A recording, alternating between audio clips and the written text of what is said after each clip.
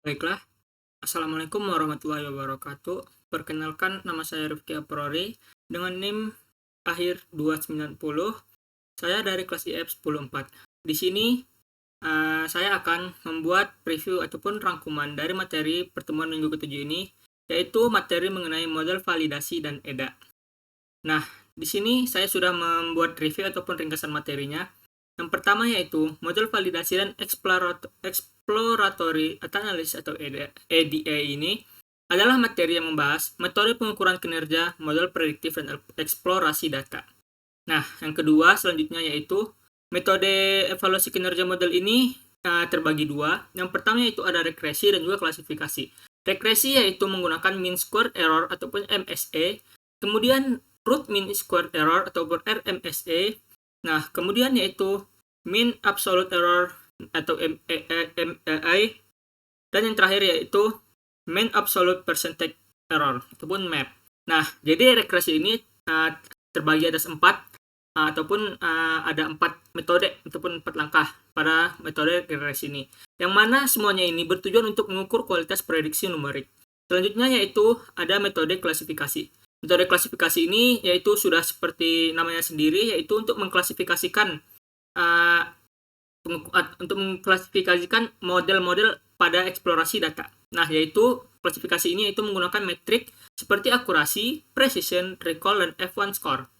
Nah, selanjutnya yaitu model prediksi dalam time series. Model prediksi dapat memprediksi nilai masa depan berdasarkan data historis. Sementara itu untuk tampilannya ataupun visualisasinya itu dapat ditampilkan dalam bentuk grafik. Ya, mengapa model prediksi ini dapat menentukan nilai masa depan? Karena dia melihat data nilai historis ataupun data yang ke belakangnya. Jadi saat kita ingin memprediksi data pada masa depannya, di sini kita akan melihat sejarah ataupun membandingkan dengan data-data yang sudah ada terlebih dahulu. Biasanya data-data ini pasti akan saling berkaitan, bagaimana grafiknya, perkembangannya, ataupun hal-hal yang lainnya, sehingga kita nantinya akan bisa membaca data untuk penggunaan nilai di masa depannya. Nah, untuk tampilnya sendiri, biasanya itu dalam visualisasi itu kita menggunakan grafik. Nah, grafik yang biasanya bisa menggunakan seperti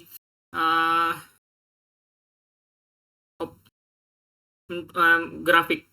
Nah, selanjutnya yaitu pengklasifikasian biner. Biner sendiri yaitu angka yang yaitu terdiri dari 0 dan 1. Contoh pengklasifikasian biner itu dapat dijelaskan yang berfungsi untuk membedakan antara dua kelas seperti adiksi smartphone.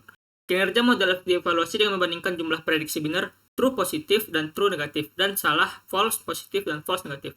Nah, jadi di sini itu untuk membedakan antara data-datanya itu di sini itu menggunakan nilai biner yang mana yaitu bernilai 0 dan 1 yaitu true dan false.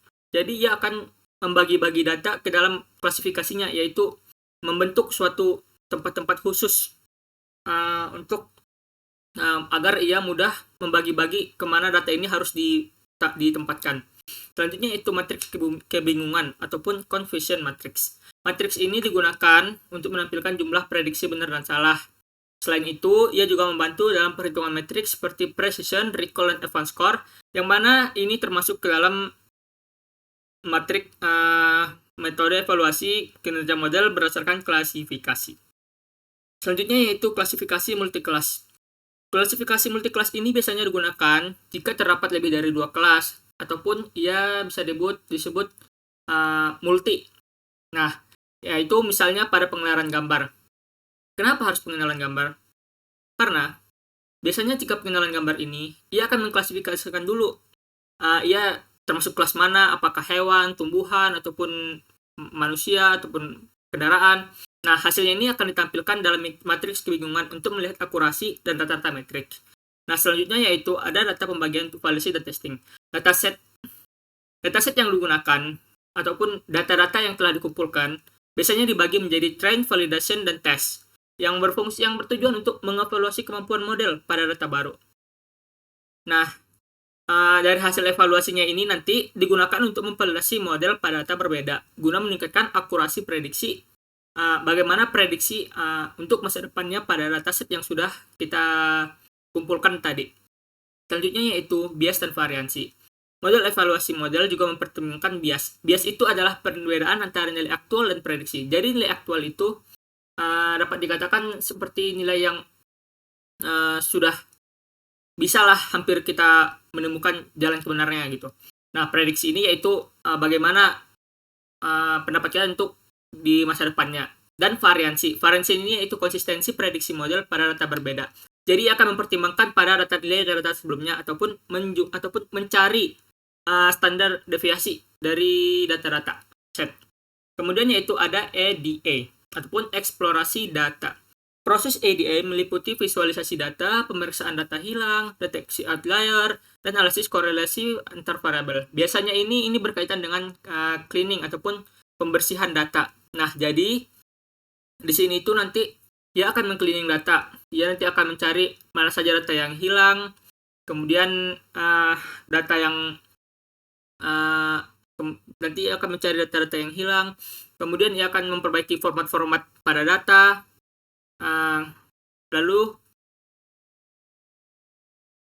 kemudian ia akan menentukan outlier apabila nanti pada scatter plotnya yaitu mengalami perbedaan yang sangat signifikan. Jadi kita nanti akan membuat outlier menggunakan z-score dan interquartile range, yang mana itu rumusnya yaitu Q3 dikurang Q1.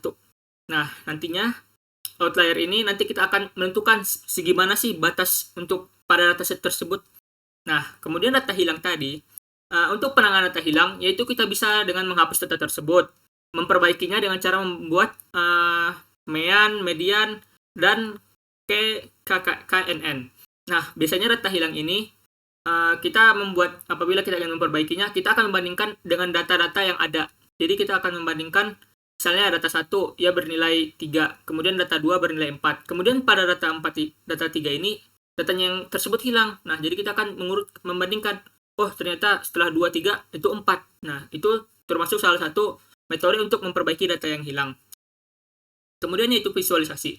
Untuk visualisasi biasanya itu bisa menggunakan grafik. Nah, grafik-grafiknya ini seperti histogram, scatter plot, heatmap, dan box plot. Nah, histogram ini yaitu seperti diagram begitu. Scatter plot ini yaitu bentuk lingkaran. Nah, jadi nanti apabila bernilai dari bawah hingga ke atas, itu akan bernilai sangat bagus. Kemudian heatmap ini adalah bagaimana sih performa dari data tersebut.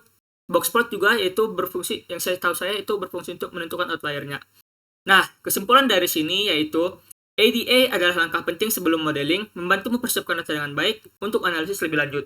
ADA ini adalah sebuah jembatan antara data cleaning dengan analisis. Jadi, ia sangat berfungsi ataupun sangat signifikan fungsinya di dalam eksplorasi data ataupun model validasi dan ADA. Mungkin cukup sekian yang dapat saya sampaikan untuk review materi pada pertemuan minggu ke-7 ini. Kurang lebihnya saya mohon dimaafkan. Assalamualaikum warahmatullahi wabarakatuh.